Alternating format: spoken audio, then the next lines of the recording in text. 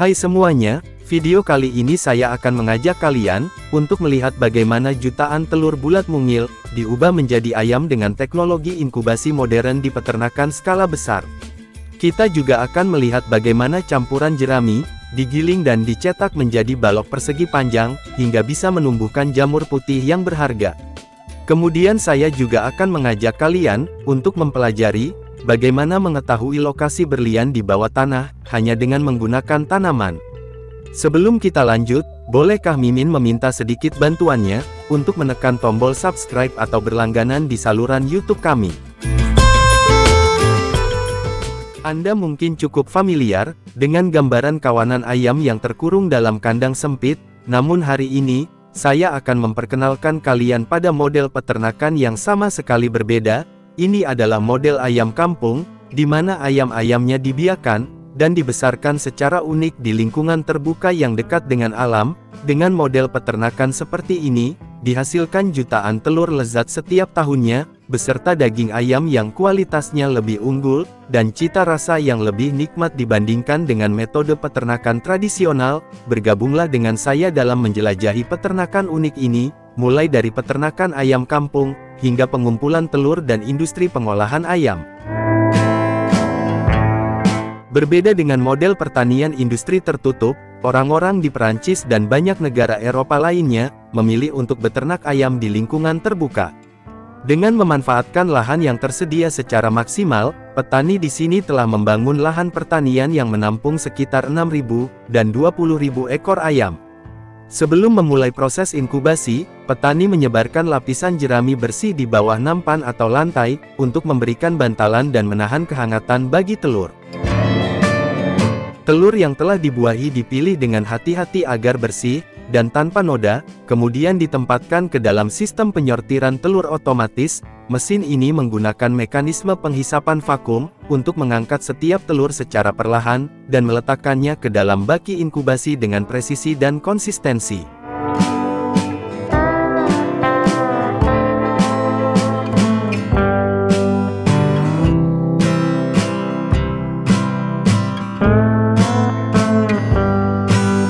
Rata-rata, setiap kelompok inkubasi dapat menampung antara 5.000 dan 20.000 telur, tergantung pada skala pertanian dan jenis inkubator yang digunakan. Masa inkubasi berlangsung sekitar 21 hari, di mana suhu dan kelembaban harus dijaga ketat sekitar 37,5 derajat Celcius. Setelah menetas, para pekerja memilah anak ayam berdasarkan jenis kelamin, baik dengan memeriksa alat kelamin atau bulu sayapnya, dan memisahkan jantan dan betina ke kandang yang sesuai. Anak ayam kemudian dipindahkan ke lingkungan yang bersih, berventilasi baik dengan suhu stabil, dan cahaya alami yang sesuai, untuk memastikan kesehatan dan perkembangan awal mereka. Makanan mereka ditanam, dan dipanen oleh para petani sendiri di lahan pertaniannya, memastikannya sepenuhnya alami dan bebas dari bahan kimia. Ayam terutama memakan jagung, gandum, kedelai dan sayuran hijau, dengan suplemen sesekali, mineral dan herbal untuk meningkatkan kekebalan tubuh mereka. Ayam dalam model free range, memungkinkan mereka berkeliaran di luar untuk mencari makanan alami, seperti serangga, rumput muda, dan biji-bijian. Akan tetapi peternakan bebas juga memiliki beberapa tantangan dalam hal pengolahan biokeamanan. Ayam petelur dapat dengan mudah bersentuhan dengan hewan liar seperti burung, dan tikus yang dapat membawa patogen berbahaya. Dengan model pertanian ini, setiap peternakan dapat menghasilkan puluhan ribu telur per hari. Kandang ayam didesain dengan cerdas dengan permukaan miring, dan ban berjalan otomatis, membiarkan telur yang baru diletakkan berguling pelan ke tempat pengumpulan, meminimalkan dampak dan risiko kerusakan.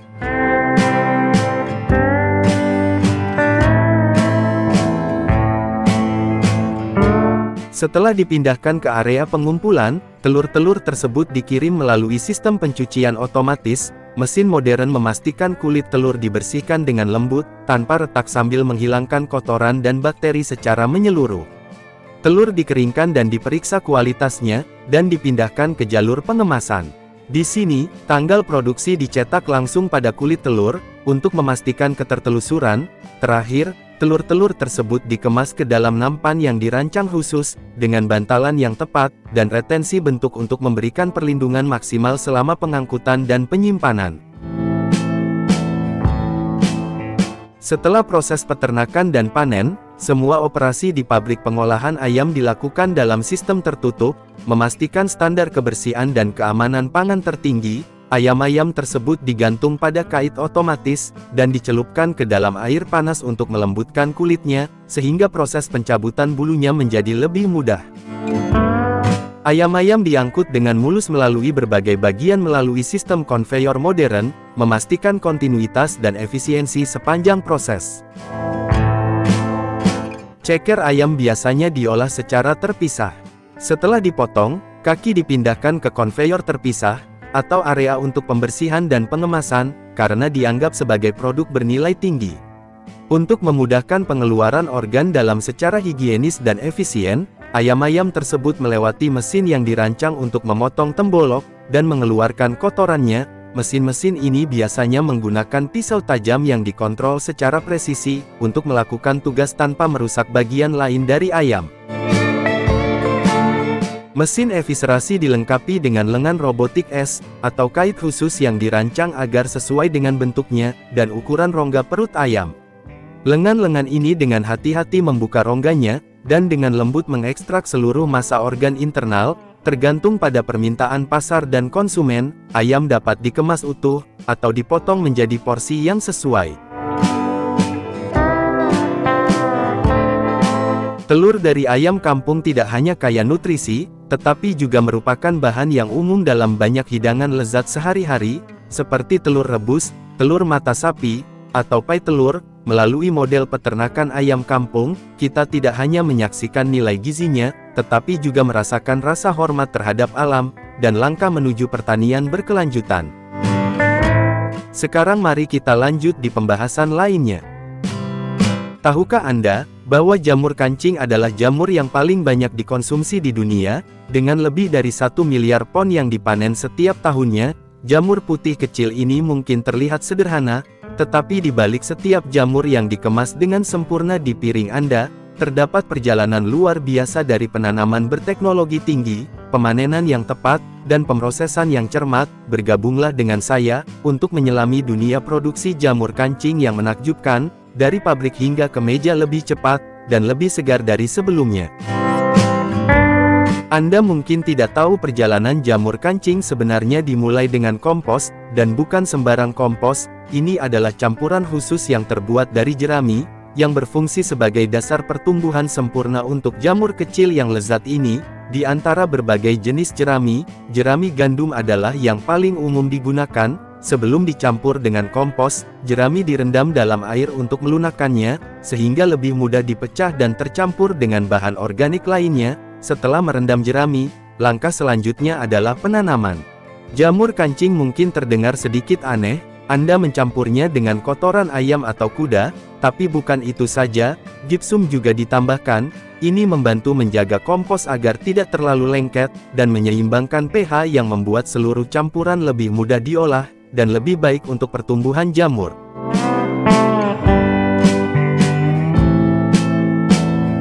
Setelah kompos dicampur, diawetkan, dan disterilkan, kompos tersebut dikemas ke dalam balok-balok persegi panjang besar, dan dimuat ke dalam wadah penanaman seperti baki, atau rak besar yang ditumpuk berlapis-lapis di dalam ruang tanam besar.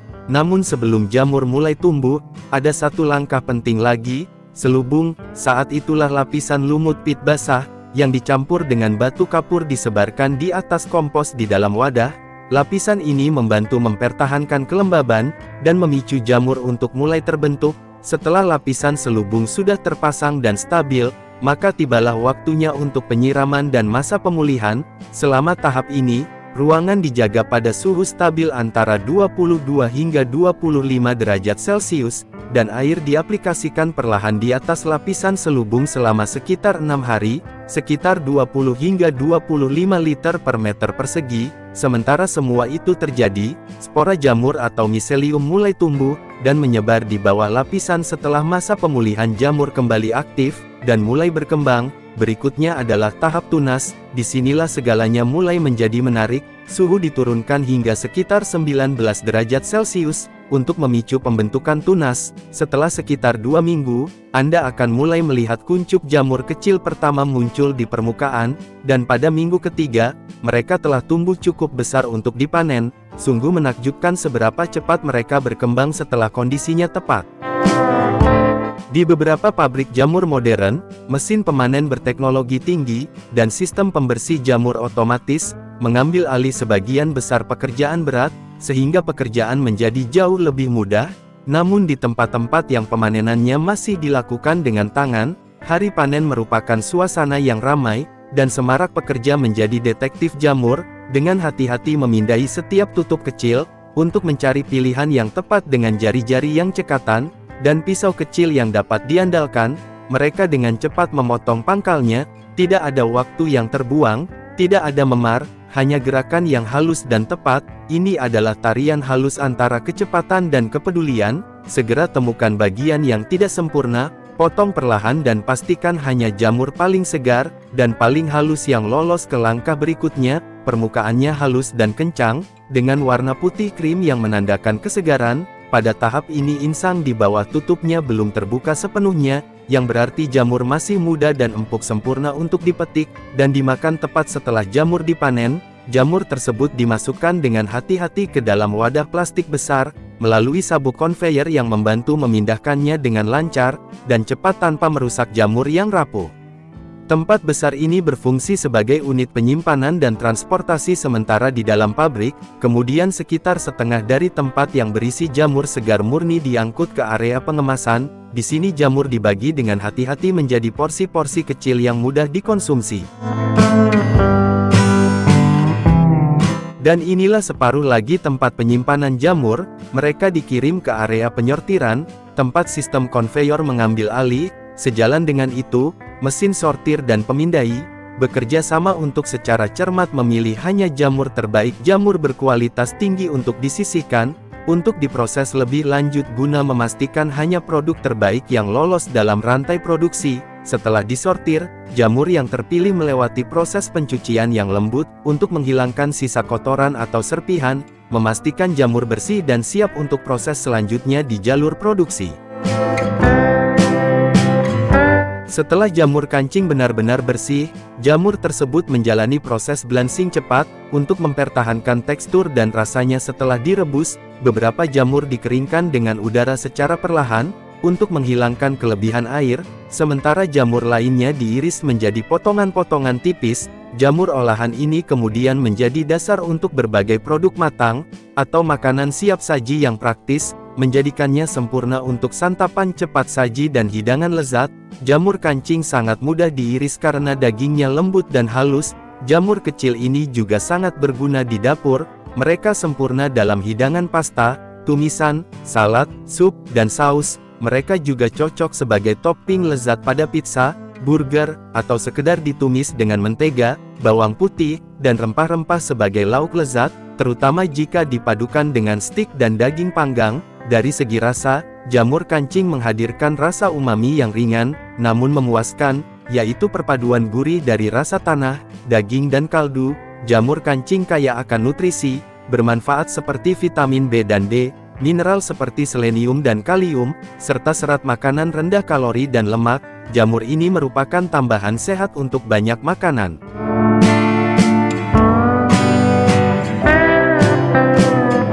Sekarang mari kita lanjut di pembahasan lainnya. Bayangkan Anda sedang berjalan di tengah hutan lebat, dengan suara gemerisik dedaunan di bawah kaki Anda, dan kicauan burung di kejauhan bergema di sekeliling Anda. Tiba-tiba Anda menemukan sebuah tanaman berpenampilan eksotis, dengan daun runcing panjang yang menonjol di antara rimbunan vegetasi. Sekilas tampak biasa saja, tetapi percayakah Anda jika saya katakan bahwa jenis tanaman ini cenderung tumbuh di tempat-tempat di mana berlian, mungkin tersembunyi di bawah tanah? Tanaman ini dikenal sebagai spesies indikator, memiliki kemampuan luar biasa untuk mengungkapkan keberadaan mineral berharga dalam tanah. Dengan kata lain, jika Anda menemukan tanaman ini tumbuh di halaman belakang rumah Anda, atau di suatu tempat, di dekatnya tanaman ini bisa jadi menyimpan rahasia yang berpotensi mengubah hidup Anda selamanya. Tanaman ini disebut Pandanus candelabrum, dan itu bukan satu-satunya faktanya, ada beberapa lainnya yang bertindak sebagai indikator alami. Tanah yang kaya, berlian tumbuh subur secara eksklusif di daerah tempat kimberlite, batuan vulkanik langka yang dikenal membawa berlian berkualitas tinggi dapat ditemukan. Namun bagaimana itu mungkin? Bagaimana tanaman sederhana dapat membantu mengungkap keberadaan salah satu batu permata paling berharga di dunia? Dan yang lebih penting, tanaman apalagi yang memiliki kemampuan luar biasa yang sama?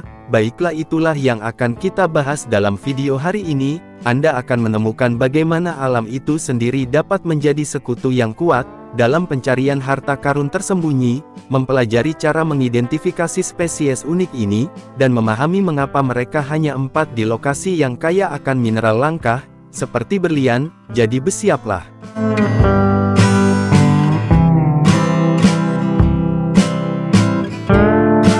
Dari manakah ide cemerlang menggunakan tanaman untuk mengidentifikasi berlian dalam tanah? Semuanya dimulai di seberang Atlantik Afrika Barat, tempat hutan tropis lebat membentang di atas tanah kuno, yang dibentuk oleh kekuatan geologis yang berlangsung ratusan juta tahun. Selama puluhan tahun tidak ada yang tampak luar biasa, sampai satu tanaman sederhana diam-diam menarik perhatian komunitas ilmiah global, namanya Pandana candelabrum. Tanaman menjulang tinggi berduri, dengan daun berbentuk bilah panjang yang tersusun dalam pola spiral seperti pohon palem, telah lama luput dari perhatian, menyatu dengan ribuan spesies asli di wilayah tersebut.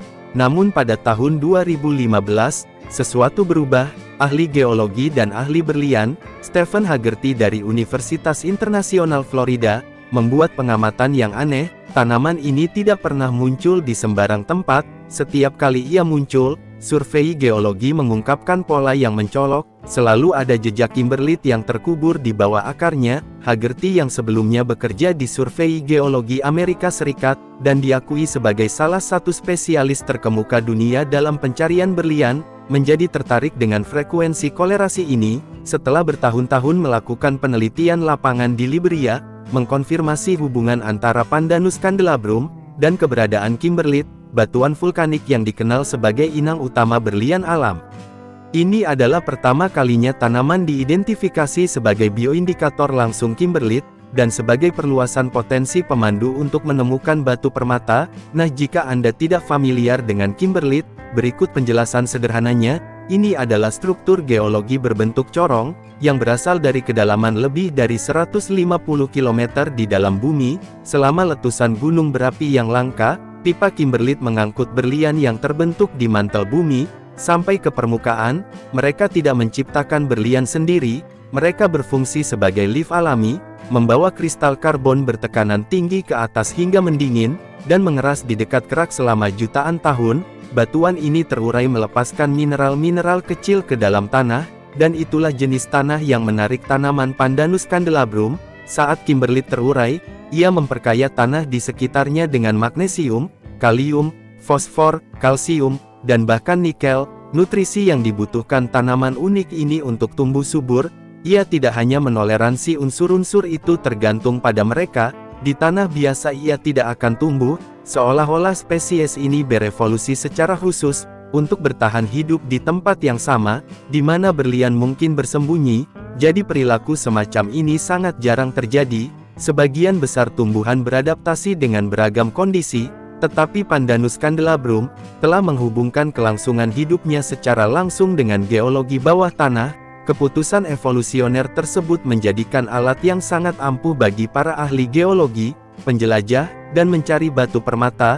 Lagi pula, menemukan tubuh kimberlite di bawah lapisan hutan dan tanah sangatlah sulit dan mahal. Tetapi ketika tanaman menjadi mercusuar alami yang menunjuk langsung ke potensi endapan berlian, segalanya berubah. Penting untuk diingat bahwa kimberlite tidak menghasilkan berlian, itu hanya mengangkut mereka. Batu permata ini berbentuk jauh di dalam mantel di bawah tekanan dan panas yang luar biasa. Tempat karbon perlahan mengkristal selama miliaran tahun. Agar kristal-kristal ini mencapai permukaan, mereka memerlukan tumpangan perjalanan, itu datang dalam bentuk letusan gunung berapi yang sangat spesifik, dan langka, yang mendorong kolom kimberlit berbentuk seperti wortel terbalik. Setelah mencapai permukaan, batuan mendingin, mengeras, dan akhirnya mulai terkikis, menyebarkan unsur-unsur jejak yang berharga ke seluruh tanah di sekitarnya, dan tanah kaya mineral inilah yang dibentuk oleh proses geologi unik, yang menarik. Bahkan tanpa melihat kimberlit secara langsung, menemukan tanaman ini dapat menjadi tanda yang dapat diandalkan, bahwa ada sesuatu yang berharga tersembunyi di bawahnya. Dengan kata lain, jika Anda menemukan spesies ini di area dengan profil geologi yang tepat, Anda mungkin hanya berdiri di tanah yang mengandung berlian tanpa menyadarinya. Tetapi Pandanus candelabrum bukanlah satu-satunya tanaman dengan perilaku luar biasa ini. Faktanya para peneliti telah mendokumentasikan setidaknya 5 spesies lain, yang tampaknya juga tumbuh subur di tanah yang terbentuk oleh kimberlit, atau dengan profil mineral yang hampir identik.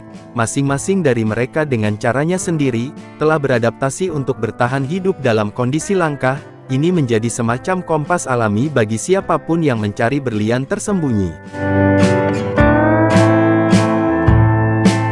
Jika kalian menyukai dan ingin mengetahui 5 tanaman lainnya, yang bisa menjadi penunjuk lokasi berlian, silahkan ketikkan lanjut di kolom komentar, dan sukai video